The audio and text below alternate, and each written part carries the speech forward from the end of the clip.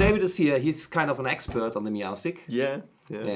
He even did complete music songs just with that keyboard, recording in overdub mode.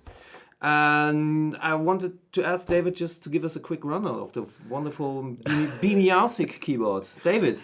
Okay, so obviously the keyboard is meant for toddlers, but a lot of people find it interesting and challenging to try to play music on these, actually like adults, musicians. And it's really, really challenging. It's fun if you're up for the challenge, but it's not exactly a keyboard that I would recommend anybody actually do any serious work with. But it only has like 5 different sounds, and actually one of the craziest things about this keyboard is they're all sampled sounds. So like if you put it on the meow sound, oops, we didn't turn it on. Yeah.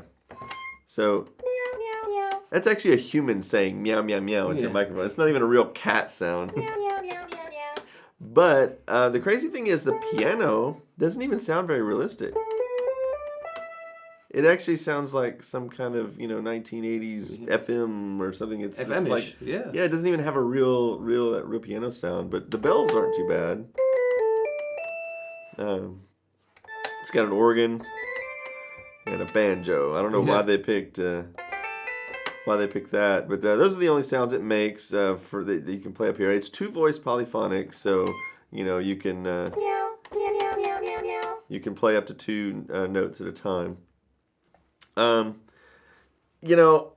was just saying earlier, they could have made this keyboard a lot better just with some software changes for people who want to use it.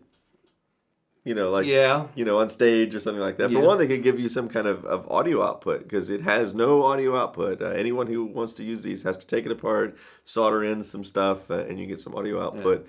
It would also be really nice if you could transpose, down an octave. Or, that would require probably another button, right? But just to do it in software, they could replace one of these instruments with some kind of bass instrument. Oh, yeah. So that it would already be transposed for that instrument. That's what the little Casio that we did does. So like if you pick a bass, it only has so many keys, but if you pick a bass instrument, you get bass sounds out of those keys, but these are all treble on every instrument. So it makes it really difficult to use this as your only instrument, even on a multi-track, or even if you had like 5 people on stage with Meowsic keyboards, nobody has any bass. Yeah. So you have to, that's one of my criticisms of it, but it'd be a lot more fun to play with if you could transpose, or if you had a bass instrument of some kind.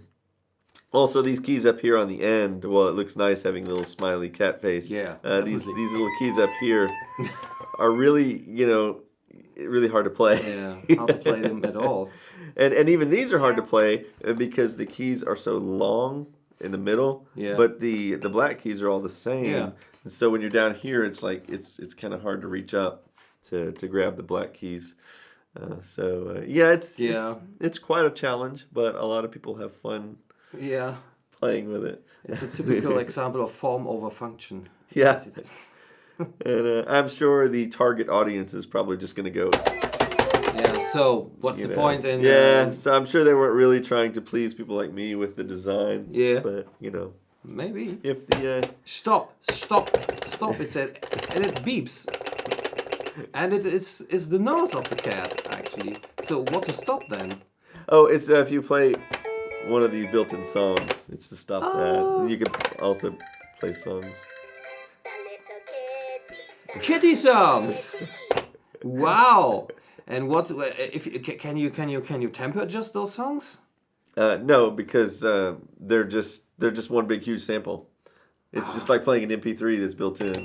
Now the tempo does affect the little rhythms that you have over here.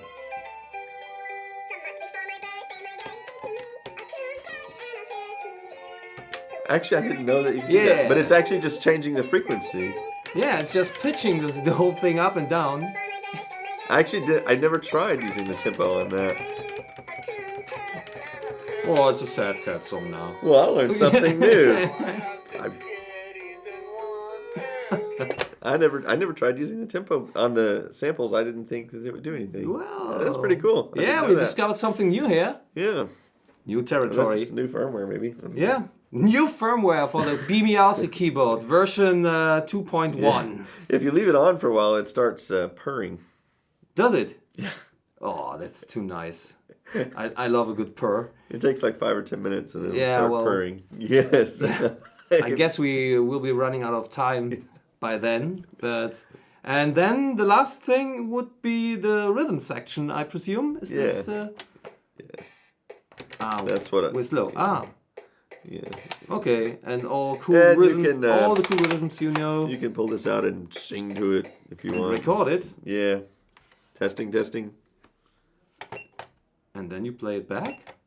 I think so. I've never really messed much with that function. So it's a sampler?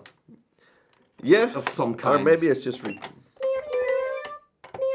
Yeah, I think it's just recording what you push. I don't think it records. Maybe this doesn't have any function at all. It's just there for the kids' amusement. No, it actually really has a microphone. It has? Yeah, because even when I have my line out on mine, I can put this up to my mouth and you can actually record. It'll record through the keyboard. But you have to you have to really stick it up to your mouth. I hear it. It doesn't have a very good pickup on it. I thought what it's worth. I think, that's about wraps it up with our Meowsic review here. We discovered some new things.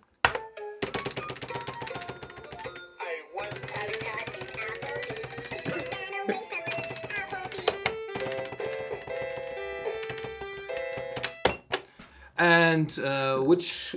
Did you hear that? Did you just hear that? With this only the tempo goes up and the pitch stays.